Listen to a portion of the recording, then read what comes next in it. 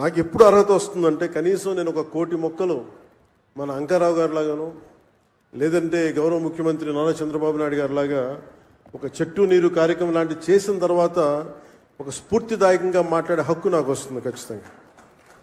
ఇప్పుడు దాకా నేను పర్యావరణం కోసం వ్యక్తిగతంగా చేశాను కానీ కొన్నిసార్లు కానీ నాకు ఇప్పుడు ఈ అటవీ శాఖ కూడా పర్యావరణం రెండు నా దాంట్లో ఉన్నప్పటికీ నేను వచ్చే సంవత్సరం ఇదే రోజుకి కనీసం 1 కోటి మొక్కలు నాటి అలాగే ఫారెస్ట్ ఫైర్స్ అడవిలో కార్చిచ్చులు కనుక ఆపగలిగి ఇందాక మన అంకారావు గారు చెప్పినట్టుగా కొమెర అంకారావు గారు చెప్పినట్టుగా అడవుల్లోకి గొర్రెల్ని పొట్టేళ్ళు మేపడానికి తీసుకుపోయి అక్కడ గడ్డి కోసం కాలుస్తూ ఉంటారు.